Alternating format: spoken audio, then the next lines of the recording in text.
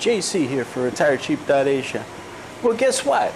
The kids are out of school, and that leaves a great opportunity for them to be able to travel back to where they come from, which is in Isaan, and visit with their grandparents for a couple weeks. So we're off to Isaan.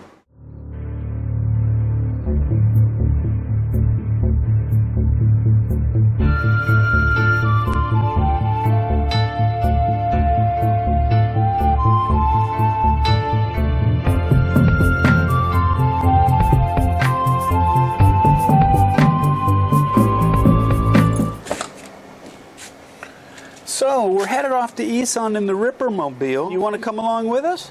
Now, for normal daily activity, we use a motorbike to get around. We don't use the Rippermobile. So the Rippermobile sits for weeks at a time. Now, luckily, I have a solar charger that sits on the dashboard that helps trickle charge the battery when we're not using it. But I always keep my fingers crossed when it comes to starting it after this much time. First of all, the Rippermobile acts as a glorified storage unit, keeping stuff in here when we're not using it. And so I need to take this stuff out, take it upstairs, bring our bags down. But anyway, we're going to pile the family in and head off to Isaan. Now, from where we're at the beach, it takes about 6 hours to get there, but stopping and getting gas, and because of leg room in this, if you look, I don't have a lot of leg room, and the seat can't go back any further. So I try and get out frequently, walk around, put some gas in the car, get a coffee at 7-Eleven or something like that. It's funny when I said something about 7-Eleven to my sister on the phone back in the States. She said, 7-Eleven? You have those? Because when I grew up, 7-Elevens were everywhere. That was a convenience store, that and Little Generals. And then what happened was the Southern Corporation basically shut down and sold off all those units. And I guess they moved to Thailand because we have them about every 100 meters. But anyway, we're off. Come with us and enjoy the ride. And I'll show you what's in Isaan. We're actually heading to Buriram district, which is a very big district, to a little city called Nong Ki, which is in the middle of nowhere. All right, let me go get the kids. We're only going there and coming back, going, dropping the kids off and headed back. But if you want to come along with us, come along.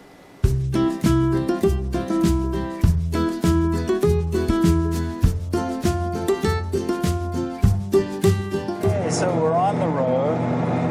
As you can see, everybody has crashed except Matt and I. I think the road hum gets to them. Anyway, so we're into the trip now, probably about an hour and a half. We're driving from the beach all the way to a district in Buriram province. And so the distance is almost exactly the same distance from Tampa to Atlanta in the United States. It's about 470 kilometers, and it's going to take about 6 hours to do this trip. That's driving straight through. Of course, we're going to stop and eat and stretch and get fuel and stuff like that.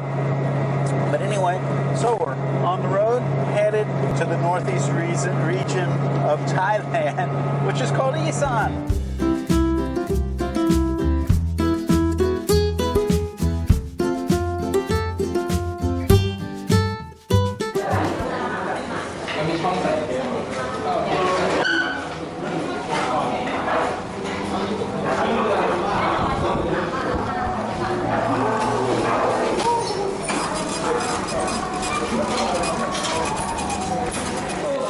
So we're taking a brief pit stop, a break from the traffic before we get into the craziness they call Bangkok traffic, which is some of the worst in the world.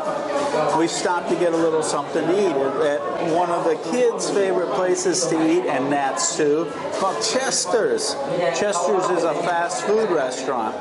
Now, contrary to beliefs that we come from the West with, that fast food restaurants are fast and cheap, they actually take longer to get the food and they're more expensive. They're for more of the middle class or high soul people, which means high social. And the reason they're for high social people is because they're more expensive. It shows you're affluent to be able to eat at these kinds of places as opposed to a little Thai stand. Now, one thing we didn't get away from is the noise. It's noisy in here. They got music going, everybody's talking loud, so it's noisy. I don't know if you can hear me, but let me show you what you get for the equivalent of 10 US dollars. I think it was 349 baht. Any other samloy? I can't read this. Even on a good day. And eat samloy 49 ใช่ไหม?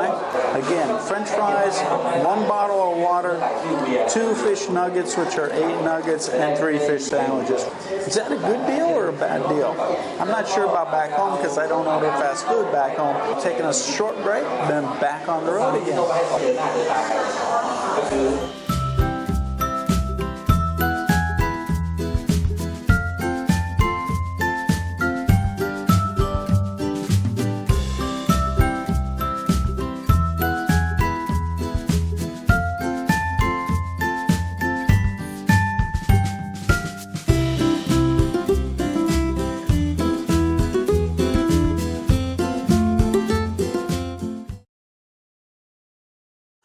Our trip has taken a sad note. It is now 8 o'clock at night, and I've arrived out in the middle of nowhere in Isaan to the news that the king passed today at 3 o'clock. What I wanted to do is pass on my condolences to the country of Thailand and to the people of Thailand. This is a very, very sad day today. And even though I'm a foreigner, I've lived in Thailand so long that I came to have really strong feelings for the king and what he represented and his values that he always tried to teach the Thai people. He was a shining example of trying to do the right thing and teach people to do the right thing. And I know the mourning is going to be great because of this loss, but I just wanted to say that the king was a shining light in the world, and that light has gone out, and the world now is a darker place because of it. And I just want to say to the Thai people, Sia Jai Doi. And I watched the Thai people go through a lot over the years, and they've always been very resilient and strong, and I know that they'll be able to come back from this as they always do. And bless the king on his journey.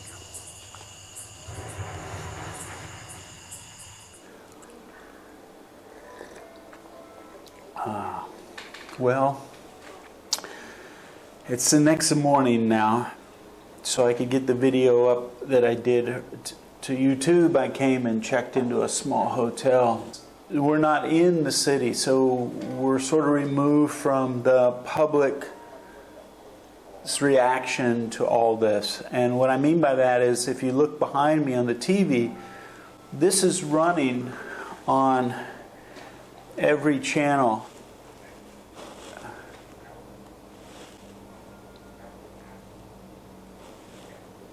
It's the same thing.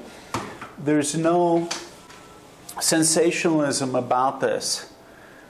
There's no news agencies competing or channels competing to sensationalize any of this. It's only running the videos now that's been happening over 24 hours to remind people of the king's life and all the things that he's done throughout his life. During my lifetime, John Kennedy died, Martin Luther King died, Gandhi died. These were big events, and so with the children not being in the city and being removed from the reaction of all this and just being able to see this on TV, I'm wondering what their recollection of all this will be in the future, because they're only 7 and 9 years old, so they're pretty young. I'm not sure if they understand the significance of the events that's happening and unfolding. Just like a family member or something that gets ill, you know the inevitable is going to happen, but it's still a shock when it does happen. And for me personally, even though I revere this person as being a model to humanity on a lot of levels, I remember there's a park that they created up in Chiang Mai. It was supposed to be a one-time event, and I think it continued on for years. It was a flora festival and all these things, and there was a plot of land, and it was set up as the king projected what he wanted for Thai people.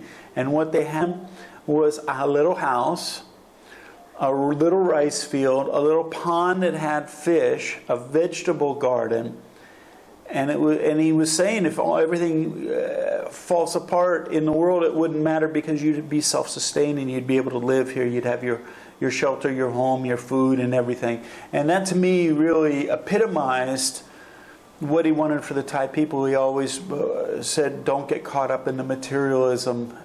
There's more important things in life.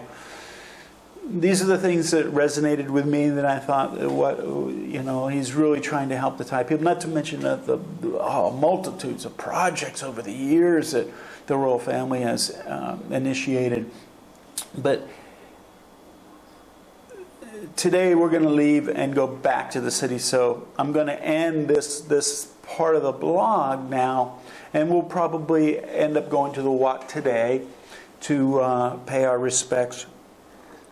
You know how you don't want to let down somebody that you really respect, and so you have sort of model your behavior around that person.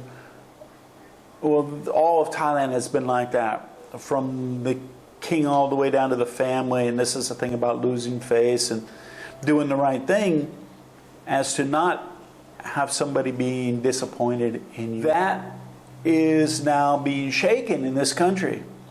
And the future is sort of uncertain at this point. And now it's a test of the Thai people. Was it just about doing something for somebody else, or was it really the values that they hold within themselves and within their heart? So anyway, we're going to get back in the Ripper Mobile and head back to the city. But I just wanted to follow up with this little video. It was a shock yesterday, and it's more of a sadness today. To me, it's life as I get older. I'm just amazing to me that how impermanent and how quick, as I get older, the time is just accelerating. And the people that I grew up with, the musicians and the music and everything, these people are passing. To me, it's an impermanence.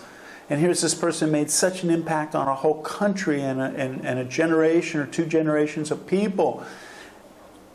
And he's gone now. And his memory will live on for sure in this country. But for us, little people, our life is just like an instant, a little flash in time. And who's going to remember us? I have members of mine on my member side. They're incredible people, and they want to come over and they want to bring record collections and pianos and stuff like that. And I tell them, the stuff really doesn't matter. You can leave it. And when we go, none of that matters. It doesn't matter. None of it. It was just stuff.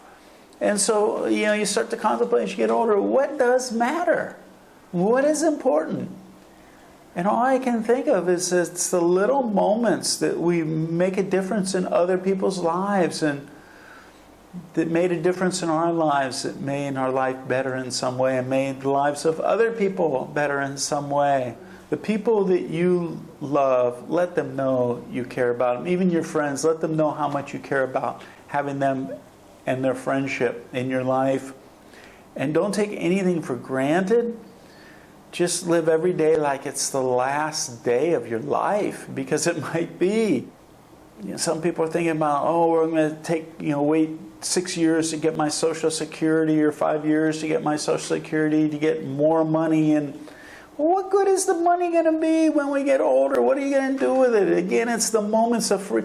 People say, I can't live on 500. You can't live a life on $500 a month. Even in Thailand, you live like a Thai person. You're going to not be happy. It's going to be so frugal. But what I've learned over the years is what's the most important things in life are the things that cost nothing.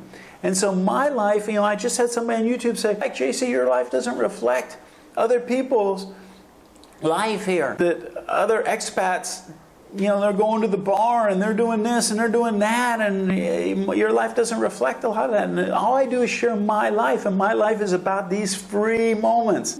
Enjoying the sunset, the sunrise, the sound of the wind and the water and the kids, the food and the smells and all the moments of life. And those are free. That's why you can come over here and live, because those moments here, to me, reflect the moments that I had as a child. I used to go out as a child and play tag until my mom said, come back when it gets dark. And we used to play in other people's yards and stuff. You could be friendly to strangers. The morning now starts. Not the morning of the day, but the morning of a new Thailand. And I pray that, I just pray. All right. Remember, when it comes to enjoying your life and getting the most out of it, there's always an option. Take care.